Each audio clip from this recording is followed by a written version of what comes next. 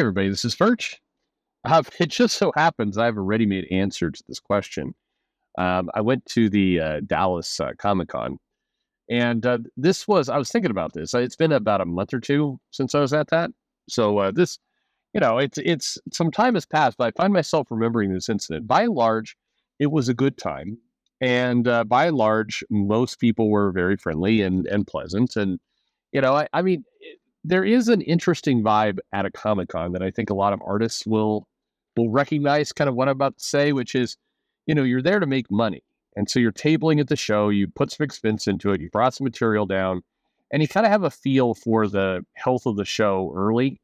And so that's why if you go to a show and you meet creators on like day 3 and they seem kind of glum and you just have a heavier kind of wet blanket type attitude, it just means the sales have not been good. The traffic isn't well. It's not penciling out for people. Or, you get people in kind of a, slightly drunken, jovial mood.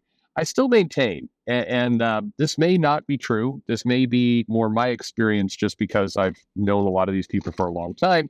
But if are able, and you got to find a really careful balance here. If you go to the hotel bar, the primary hotel, whatever the convention, the one's in walking distance, the one that's close. Generally, you'll find creators and artists there. If you are willing to buy a round of drinks, you'll generally get just at least some happy conversation and some people chatting with you. But you can't play it like a crazy stalker. You just have to, and you might say, oh man, a round of drinks, that's expensive. Well, yeah, but you could very easily go to a con and buy, drop $100 for a piece of art, like with anyone very, very fast. A round of drinks will cost you less than that. So if you're looking to kind of just meet some creators, hear some stories, might be something to do, but you can't come off as a desperate fanboy. And almost anybody who is going to go to that bar like, let me buy you drinks. It's just, it doesn't play well. You have to, I don't know. There's an angle there, but if you can get into that, it'll probably be a good time. The creators will appreciate it, especially if they're having a bad show. There will be some enjoyment behind that. Anyway, this mail is asking a question. I'm thinking about an event at that con. It says, Dear Perch, thank you very much for the show. I've really appreciated all of the time you put into this. I know you really don't want to do the channel. Well, that's half true. We won't go down that path again for the 500th time. Okay. My question for you is simple. What is the most annoying thing about creators? You've talked about how creators are generally nice, how they are generally introverts, but what is truly the most annoying thing that you have picked up on in your interactions over the years? Curious to get your take on this one. All right, most annoying thing for me. This is a your mileage may vary kind of answer because this is what's personally most annoying to me, but I know the answer to that immediately, and I saw it on display in Dallas. But I've seen it in other places. And for lack of a better word, I'm going to call this the tough guy syndrome. And this is where the creator is behaving and acting like they are, the manliest man of all of men. Women don't really ever do this. Women will be catty and women will gossip. And especially if you're, at a bar afterward, you're getting you get a lot of gossip, and that can be, equally stomach turning.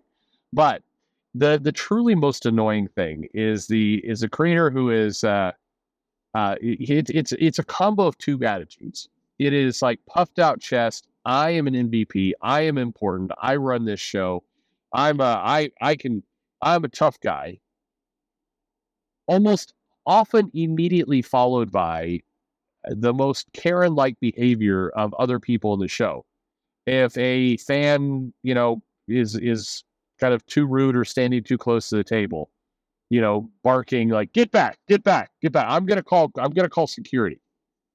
And I've watched, and it's more writers that do this than artists. Writers who are presenting an aura or a persona of being, the manliest man, tough guy man. And also the first one to just immediately break into sobbing tears and cry for help when something doesn't go their way.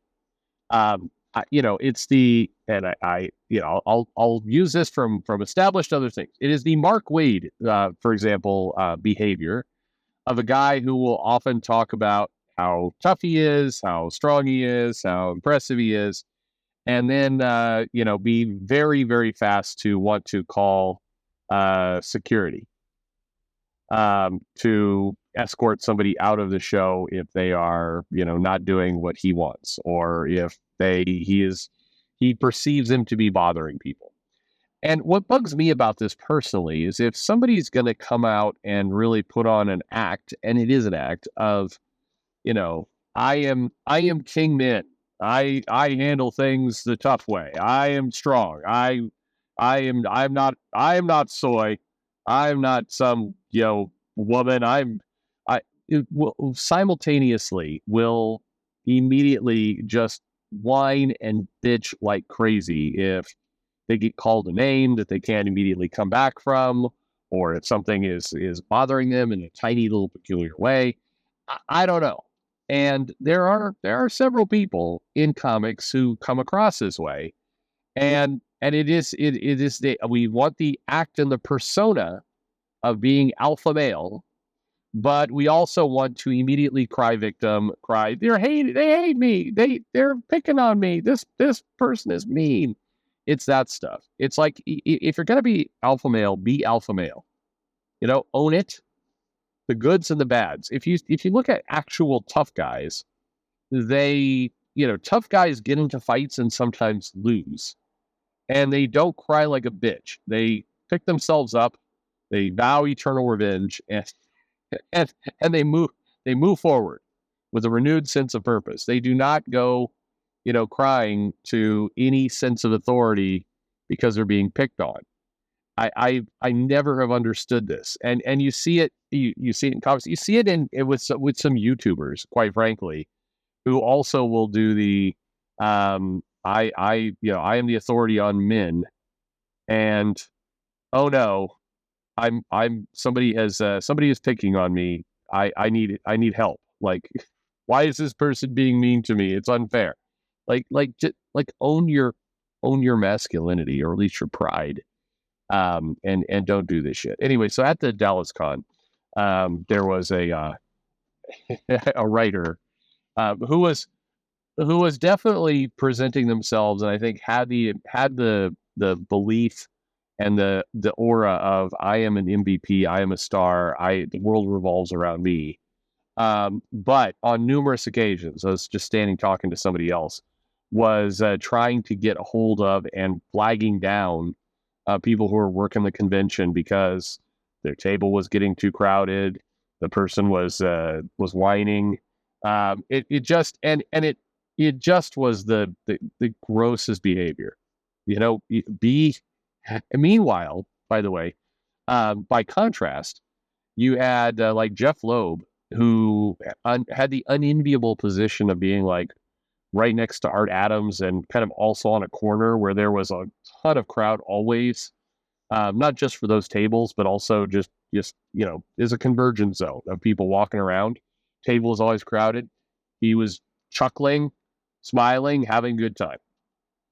So everybody around them was, but he was far more pestered than the guy who was far away in, for all intents and purposes, a much quieter area, and was just, everything was just annoying, and they all and also was trying to pretend he was the most important person in the show. That's the stuff that bugs me. It's the hypocrisy of that. I can take, the fainting flower Karen. I can take the masculine, I am king of the world, but I can't take both of those in the same human being. To me, that it just breaks my brain. I can't do it. You have to pick a lane, own your shit or don't. And so that just, it is a behavior, though, I see a lot in comics. It is that I am tough. Help me. I feel infringed upon. It just bugs me. I've seen a lot of people, write big checks with their mouth, pre-con, and then it's like, an undesirable has entered the convention. Quick, let's see if we get. I'm going to get them escorted out. They're making people feel unsafe. It is my job to protect people. But hang on. A week ago on Twitter, you're talking about protecting those people with your fists. You wouldn't abide fascists, and you're going to. So it's like, I will not abide fascists. I'm willing to. I fight Nazis. Antifa is my hero. Please, convention security. This gentleman over here with the Care Bears backpack, this person expressed a viewpoint that I find uncomfortable. I think they're making, not me, I'm totally comfortable, but there's women folk here that are uncomfortable. Will you please escort that guy out and take away his badge? I would do it myself, but I'm too manly to get involved in such things. So please, part-time volunteer worker making minimum wage, would you please escort out this person? Would you please help me out? I need to go back to pretending I'm a big man. That's the stuff that irks me. And again, the same thing not the same thing, but to a lesser extent, when you see this stuff go on with YouTubers as well, of I am an alpha male. Why are people picking on me? Like, okay. Dude, I'm trying to picture Rambo, right? And I know this fictional character in a movie. But I'm picturing Rambo like, gotta go. I'm not gonna try and do an impersonation of him, but like he's got to go fight the Viet Cong. I got to get in there, but this flight attendant was kind of rude, and I'm gonna report that flight attendant. I want a scene of Rambo reporting a flight attendant to their manager for not giving him the appropriate amount of Diet Coke. Like that's how this feels. Anywho, that's where we're at. So yeah, I don't know. What annoys you? Forget about me. What's the most annoying thing for you in comics? Let me know in the comments below. Like and subscribe, of course. And thanks for listening.